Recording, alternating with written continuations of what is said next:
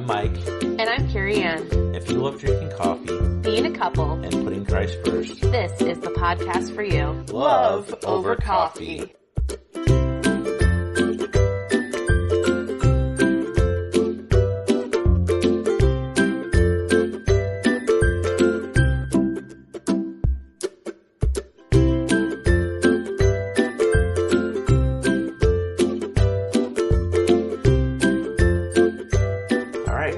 Episode number 5 of Love Over Coffee.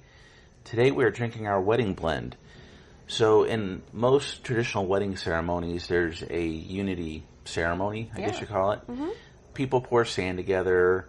They'll light one big candle from 2 smaller candles. For our wedding ceremony, we decided to blend coffee. We did. I mean, it was kind of just like the perfect fit because we were trying to decide what to do.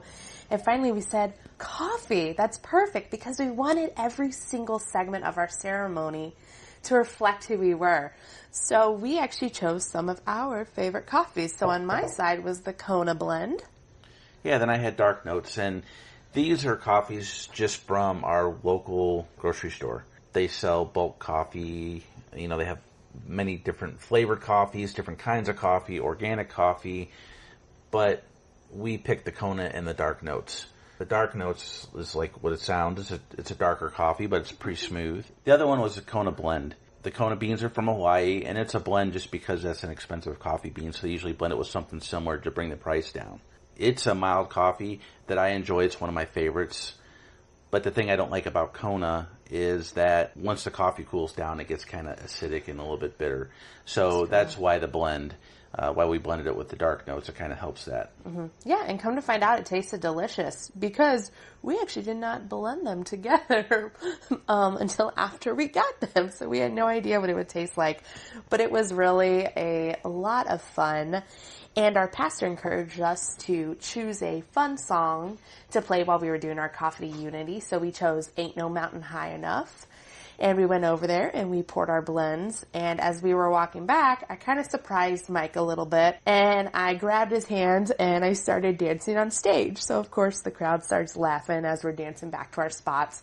But our little girl, I think, thought we were embarrassing because she was covering her eyes. Yeah, and the photographer got a photograph of that too. We'll have to put that in Facebook so people can see it. Oh yeah. It's a great photo. It is. It was a great time. And folks, just so you know, it tastes delicious. Kona and Dark Notes, it really does taste really good. We're enjoying it. What is your love language?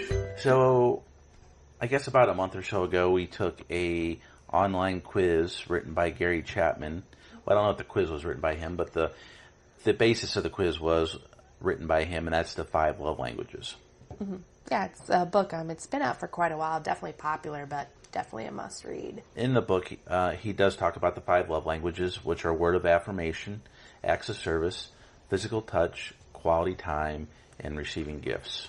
Yeah, so babe, when I think of words of affirmation, I just think of words that inspire, words that motivate you. And words of kindness. Yeah, words of kindness. Just like Doyle said when we got married, like we are to build each other up. And that's what I think when I think of words of affirmation. Yeah. And then acts of service, well, we do that all the time. We touched about it. We've already touched on it, talking about our coffee and making coffee for each other in the morning. Oh, yeah. And even those simple things of, hey, I'm going to come home and I'm going to bring home 2 soda pops. Right. Even that's a simple act of service. Or, hey, Carrie Ann's busy, so Mike goes ahead and he empties a dishwasher, which typically I do. So it's just little things like that. Yeah. And then there's my favorite, physical touch. Mm-hmm. And that ranges from everything from, hand holding to... bedroom, because we're married, stuff like that. Well, yeah, and it's not, sure that's part of it, but I don't think that's what they focus on when they talk about physical touch. I think they more focus on the touching and kissing and the hand holding and the hugs and things like that. Oh, yeah, absolutely. Yeah, like I know, like if I'm sitting next to you on the couch, like if I scratch your back, I know, that means a lot to you. Or even as in church, like we hold hands. That's a big one. And then the 4th one, which is also, that ranked high on both of our lists, is quality time, which kind of goes into our date nights. Date nights are perfect quality time, or even just at the end of the day when we lay in bed, and like we said before on one of our previous episodes, when we put our phones down, and we just spend that time together just talking. Yeah. That's huge. Yeah, and the last one is receiving gifts, which I don't think that's really big on for either one of us. I mean, sure, like getting a present every now and then, but that's not like a huge one for us. Yeah, you know what I think's interesting is receiving gifts. Both of us had 0 on receiving gifts. Yeah. So the quiz was 30 questions, only takes a couple minutes. It ranks the questions, your answers into each category. So I got 10 for physical touch, 10 for quality time, 6 for words of affirmation, 4 for acts of service, and 0 for receiving gifts. So quality time and physical touch are big ones for me. I'd rather hold hands and spend time together than get a gift or... Yeah, and I know mine was words of affirmation. So really I want to be built up. I want to be encouraged. And I think that's why Mike's text throughout the day of how's your day going or I love you, I'm so proud of you, that is huge to me. And then what's interesting is quality time was my number 2 and physical touch was my number 3. And so I think our top 3 are all the exact same, which was very interesting. Sure. And what this quiz does for you is it helps you understand how the two of you as a couple express and experience love. Oh yeah, and I'd say we've definitely seen a big benefit from it because as mine is words of affirmation, that also means that words of criticism can sometimes be a little bit more hurtful to me than other people. So Mike has learned that, and he's learned, hey, if there's something that he wants to talk about, because nobody's perfect and you're always going to have conflict, he knows to approach it in a more gentle way with me, which is great. And I know with his being physical touch, just holding his hand or reaching out for him when we're out in public is huge to him. Sure, and then just spending time together, we both rank pretty high on that. So we enjoy going on our date nights. We enjoy quiet night at the house. We enjoy going to Bible study together. We enjoy going to church together. So there's a lot of... Yes, there's just a lot that you can learn from each other. So I would highly, highly encourage you and your spouse to take this quiz because it really did change a lot for us and opened our eyes to things that we really weren't nearly as conscious about, especially because it's so natural to think, well, if I feel love by receiving gifts, that's how the other person's going to primarily feel love, and it's important to figure that out. Sure, because words of affirmation is not a big one for me. It's third on my list, but it's just not a big one, so it didn't even occur to me that it might be important to carry in. Oh, yeah. Yeah, for sure. Yeah, so definitely check out our Facebook page, take that quiz, and let us know what you think. Love and patience. So patience is one I struggle with. I do a lot better than I have when I was younger. I've had hobbies and jobs and other things in my life that required patience and have taught me patience. One of the things I always did too was pray for patience. And of course we would pray to God and ask Him for patience, and we expect to be patient all of a sudden.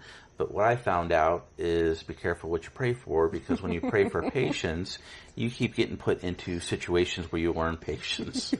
So once I realized that, I try to pay better attention to it and work on it, and I think I do fairly good at it now. Yeah, absolutely. And I know we just had a recent thing where we definitely had to practice patience.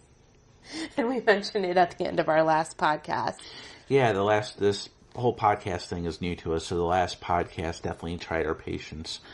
We know what we want to talk about ahead of time. We do our research and do our homework and make some notes, but that doesn't mean it's just going to flow right out of our brain into our tongues and into the microphone. No, not at all. You spend, folks, this is what you got to know about podcasts, and we didn't really know until we started it. You may hear a 1-hour podcast. It probably took them much longer, and they probably had some times where they kind of just looked at each other. Yeah, recorded it twice. Did things over, stared at each other a lot. We did. But, not to get off on podcasting, but just like anything else, anything that you do, writing, art, photography, podcasting, probably even your job, conversations, you're going to have roadblocks, mental blocks, and that's where patience comes in to get through those things. Yeah. So what do you think, because I tell this to you, I've noticed you've been so patient, and there's times where you're just like, really? You couldn't tell us getting patient? No, not at all. So what's really helped you with that? Well, with patience, I think what I kind of realized is well, first of all, like I mentioned before, I pray to God and ask Him to help me with the patience, but I also realize it's kind of selfish on my part. Impatience is you're expecting somebody to do something on your time or do it your way. Something that's causing you to be impatient is something that you don't like about what the other person's doing. And if you look at that, you flip that back on yourself, and there's no reason for you to feel that way. Just because they don't do it your way doesn't mean it's wrong, or just because they're not doing it as quickly as you would doesn't mean that's wrong either. So I just kind of flipped it back on myself and realized that that's an issue with me and not the people around me. Yeah, I definitely think, it's something that a lot of people struggle with. And what's interesting is with you dealing with your patients, it brought out one of the flaws that I had, which I honestly didn't even realize that I had, was defensiveness. So Mike would get impatient, and I would immediately just get defensive, just like right down his throat. And that's something, looking back, I realized that I always struggled with, which is a kind of form of impatience, is when you're not even taking the time to really step back. And I would just get defensive, and it would just make things even worse. So at times when I find myself getting defensive and impatient, sometimes I just have to remove myself from the situation, because as I said, my thing is words of affirmation, so I'm also overly sensitive. So all those things together are not always a good combination. But there's something that I do that has really, really helped, and I actually learned it from my youth pastor, and he said that he used to do it all the time when he got married. So I'm sure all of you are familiar with the passage in 1 Corinthians 13, 4 through 7, that says, love is patient, love is kind, and we all are really familiar with that. Well, I go and I replace Mike's name. So I remember one time we were actually working on something for our wedding, and we both just weren't communicating right, and he was getting impatient, I was getting defensive, so I went into the laundry room, and I closed my eyes, and all I said was, Mike is patient, Mike is kind, Mike does not envy, Mike does not boast, and I repeated it again and again and again, and on top of that, I prayed that God's grace would come on both of us, and we would show each other grace as He showed us, because we are not perfect. Sure. And that helped so much, just placing Mike's name in where love is. Yeah, and that brings up a good point as well. Any emotion that you have that's going to cause conflict with your spouse, it's probably a good thing to step away or to slow down and think about a minute before you say something you're going to regret. Absolutely. Yeah, and we're called to be patient so many times in the Bible. I always refer to Ephesians chapter 4, verse 2, which says, be completely humble and gentle, be patient, bearing with one another in love. And that's just such a powerful verse, and it explains completely how we should treat our spouses. And you're always going to have that conflict. That's what happens when you live with someone. But it's just always just being gentle and not being defensive and doing your best to be patient. And you know what?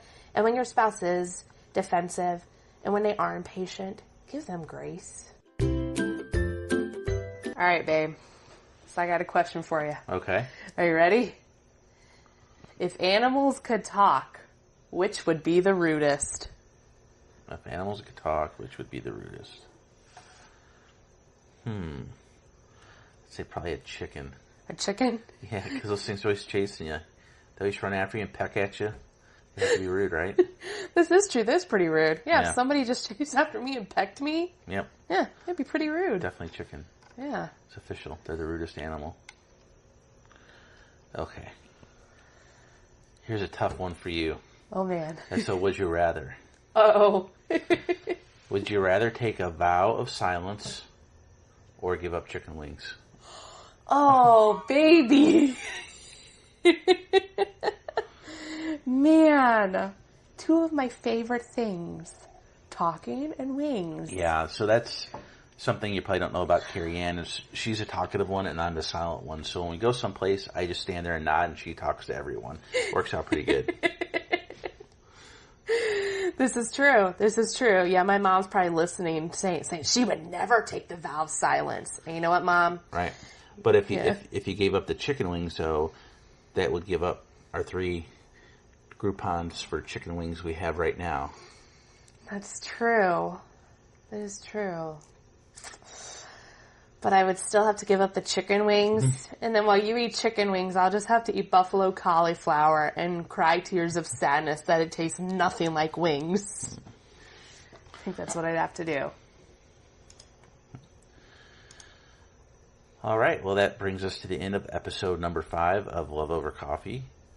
Next week, I think we're going to try Pete's Coffee. We're going to tell you how we separate work from home. And how is God glorified at work? So come join us. There'll be some good conversation. Dear God, right now, we just come to you and we just thank you for this podcast and for our listeners and for this ministry that you led us to. And Lord, we just thank you for the gift of marriage. And even that something as simple as coffee could be brought into our wedding ceremony as a symbol of unity and a symbol of us uniting as one with you. And Lord, right now, we just are so thankful for those 5 love languages. It's meant so much to us. It's really been a game changer to us. Just those 5 simple things, learning them, learning how they impact us has been wonderful. And Lord, thank you right now for giving us situations where we need to practice patience, practice not being defensive, but also most of all, just giving us your grace and teaching Mike and I that marriage is to be grace-filled and that we are to always show each other grace. And we learned that from you who gave grace to us. And we just pray for our listeners this week that you will just pour into their lives and pour into their marriages, and that as we all draw closer to you, we will draw closer as a couple. And in your name we pray. Amen.